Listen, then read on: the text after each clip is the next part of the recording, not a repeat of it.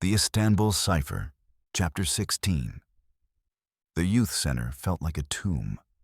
Chairs pushed back at odd angles. 2 laptops sat unplugged, screens dark. The whiteboard still read Site 003, upload pending. But someone, probably Ayla, had dragged a thick black X across it. Beneath the X, a single word, closed. Emre paced near the corner server rack, jaw clenched, hoodie unzipped and hanging limp. His hair was damp like he hadn't dried off after a shower. Or maybe he hadn't slept. "The server's gone," he muttered. "Not just down. Burned." I leaned in. "What do you mean, burned?" He turned his laptop screen toward me. A red banner across the admin panel read, "Content Stability Protocol activated. Node access revoked. Trace null." "I don't know this protocol," Emre said. "It's not public. It's not even in dark documentation. It's like someone wrote it just for us." At the back of the room, Ayla packed her folders without speaking. Not angry, just clinical. Her movements reminded me of someone checking out of a hotel after bad news. "You're leaving?" I asked. She didn't look up. "If we're being watched, I don't want them having my address." Emre froze mid-step. "So that's it? You're just done?" She zipped her bag, turned. I believed in the work. I still do. But this is bigger than all of us now. And I'm not a martyr. No one tried to stop her. The door clicked shut behind her like a period. Layla hadn't shown up. Siebel's chair sat empty. I glanced down at my own notes, now smudged from being shoved hastily into my satchel during the raid. Pages torn, words blurred, the story unraveling. Emre dropped into a seat beside me, silent. "We're not done," I said, trying to find solid ground. "We just got hit." He looked at me, eyes glassy but defiant. "They're not just deleting our files. They're deleting us." Outside, a tram rattled by, indifferent. Life went on, just not ours. Not the way it had before. And I realized this wasn't suppression. It was erasure, written in code. I sat at the metal desk in the storage room we called our operations office. It still smelled faintly of printer toner and cold lentil soup. I opened the laptop I kept separate from the others, my Abu Dhabi work rig, and pulled up the dev console for the app. Gone. Both listings, Echo Istanbul and the encrypted beta fork Cipher Atlas, were scrubbed clean. Not delisted, not suspended, erased. A single notice blinked at the top of the screen. "Removed due to terms violation. See Section 12.4a. I clicked the link. The page loaded blank. My heart pounded, not with panic, but that slow, sinking throb of inevitability. They hadn't just silenced the work. They'd made it look like it had never existed. I tapped a number in Abu Dhabi.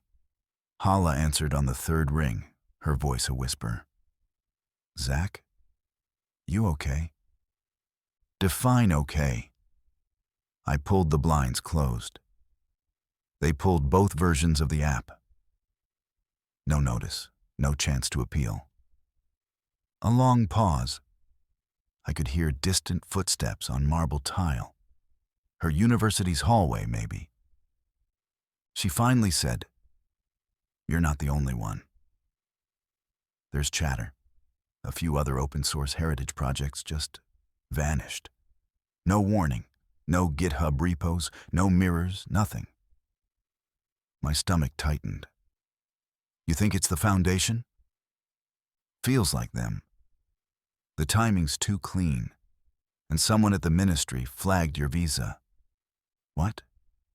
You didn't hear that from me, she said quickly, but you might want to skip any plans for a residency renewal. I closed the call before I could say something stupid. Sat there, hands on the keyboard, not typing. All the places I'd taught, mentored, built, all the students I'd pushed to take risks, speak truth. And now here I was, flagged and invisible, a man without a project or a country. I checked our mirror back up. The last clone was 4 days old. Not current enough, not safe enough. I leaned back in the chair, staring up at the cracked ceiling tile. They'd buried the story, but stories have a way of digging themselves back up. I climbed the stairs to Emre's apartment in the dark. The lights in the hallway flickered once, then held. I knocked lightly. A shuffle inside. Then the door creaked open. Emre's father stood there, his eyes bloodshot. I remembered him from the cafe on Istiklal, warm, laughing, the kind of man who offered tea before questions, not tonight. "We need to talk," he said. I stepped inside. The flat was quiet, tense. Emre sat at the edge of the couch, hands clasped, knuckles white. His older brother stood by the kitchen counter, arms crossed. "They came to the shop," his father said. "2 men. Said your son was involved in subversive activity." Emre opened his mouth, but no sound came out. His father kept going. They used phrases like cultural destabilization and digital incitement. They warned that the family could lose our shop's license if we don't, how did they put it? Show good faith in distancing ourselves. "This is insane," I said. "Your son's building something that should have been preserved decades ago. He's not breaking laws. He's recovering truths." The brother stepped forward. "They don't care, Mr. Merritt. They don't want the truth. They want obedience." His words hit harder than I expected. Emre flinched like he'd been struck. I looked at him. "You okay?" He gave the smallest shake of his head. His father sat across from him, voice low. "Son, I know you think this matters. But you're not just one person. You're us. If they blacklist us..." "I didn't choose this to get famous," Emre muttered. "I just wanted people to see." The silence after that was sharp. His brother turned away. I caught Emre's eye, tried to give him something steady to hold on to. "This isn't your fault. It's the system's reflex. To punish anyone who opens a locked door." Emre swallowed hard, then nodded. But I saw it. The shame, the fracture, the edge he now had to live on. And that edge cuts both ways. I took the metro to the Ministry of Culture the next morning. No music in my ears, no notebook in my pocket. Just a thin folder of legal documents and a bad feeling I couldn't shake. The building was all glass and steel, a monument to transparency that revealed nothing. The receptionist glanced at my ID, then buzzed me through. A man in a blue-gray suit met me at the inner doors. Thin, polite, forgettable in that practiced bureaucratic way. "Mr. Merritt," he said, "please follow me." He led me down a hallway of muted carpets and abstract art to a small conference room. Neutral chairs, neutral table. Even the air conditioning was non-committal. "We've reviewed your consultancy credentials," he said, sliding a document across the table. "It appears there were irregularities in your educational activities, specifically related to public project coordination." "I'm a teacher," I said. "I coordinated a pilot program in tech education, with city approval." His expression didn't change. Your visa was granted under a non-permanent civic engagement category. What you've been doing falls outside the allowable parameters. So, because I helped students uncover their history, I'm now out of bounds. He didn't answer. I leaned forward. Is Hakan Kadir behind this? The man blinked once. That was all. I'm not at liberty to discuss internal personnel. That told me everything I needed. I sat back, heart starting to hammer now. I see. Your visa will not be renewed. You'll have 10 days to make arrangements. Right, I said. 10 days to disappear. He gave a sympathetic smile that didn't reach his eyes. We appreciate your cooperation. I stood, folder in hand, and walked out slower than I had entered. At the curb, I didn't move.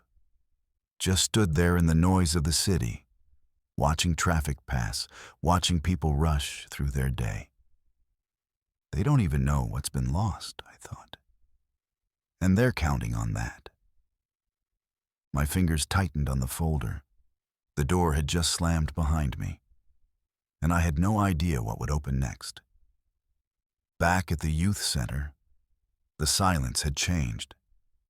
Before, it had been tired. Now it was brittle. Isla's message pinged the group thread mid-afternoon. Isla, maybe we should just walk away. Sometimes survival is the win. No punctuation, no flair. Just a truth none of us wanted to admit out loud. I watched the screen from across the room as Emre sat hunched over his terminal. He read the message once, then again. Then one more time, slower. His jaw clenched. He didn't reply. Instead, he tapped something on the keyboard, minimized the screen, and yanked out his earbuds. Sibyl was nowhere to be found. Layla hadn't said a word since that morning. Just sat cross-legged on the floor beneath the big whiteboard, sketching site maps in red pen like they still mattered. Half the chairs were empty. The projector was unplugged. Someone, maybe Ayla, had drawn a thick black X through the words, Site 003.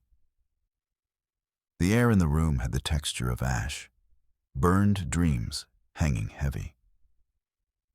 I considered saying something. Rally the troops. That's what they'd expect from me, right? But I didn't. I just sat down in the chair opposite Emre and asked quietly, Did you believe in this? Really? He glanced at me, then looked away. Yeah, he said. For the first time in a long time. Me too. Outside, a scooter buzzed by. A siren moaned in the distance. Istanbul moved on, indifferent. I checked the thread again. No new messages. The app was gone. The project had flatlined. I'd been shut down from above, and the kids were splintering from below. This wasn't failure, it was erosion. Bit by bit, they were scraping off the edges of what we'd built, until there was nothing left but plausible deniability. And we were letting them. For now. I found myself outside the youth center long after the others had gone. The metal bench creaked beneath me as I shifted, elbows on knees, staring at the darkened windows. A half-crushed Aran cup rolled past on the sidewalk, caught by the wind. I hadn't told anyone yet. About the call from my Abu Dhabi contact. About the list, about the way my name had started to vanish from places it used to belong. I didn't need to. The kids could feel it. The whole city could. Footsteps approached, light and quick. I didn't turn. Sibyl sat beside me without a word, her hair pulled back in a loose braid, face shadowed by the dim street lamp. She didn't look at me right away, just pulled something from her coat pocket and held it out. A USB drive, bright red, scuffed. "This is the Thessaloniki server," she said quietly. "Decoy protocol. Only my cousin and I know it exists." I took it slowly, turning it over in my palm. What's on it? Fragment 47B, the mosaic scan, the overlay code, and a time-stamped AR projection render from the moment before the feed was cut. I exhaled, shaky, involuntary. One thing survived. "You saved the last ember," I said, my voice low. "Why didn't you tell us earlier?" She shrugged. "Didn't want to give anyone false hope. Or maybe I needed to see who was still here." I glanced at her. She wasn't bragging, wasn't angling for gratitude, just calm, tired, and resolute. "They can take our code," she added, "but they can't unsee what we saw. They can't unsay what we heard." I nodded slowly. "Then maybe they haven't won yet." We sat in silence a while longer. The city hummed around us, oblivious. And then, just before we stood to leave, my phone buzzed. One message. From Emre. "Emre, restore protocol initiated." My pulse jumped. The ember had caught.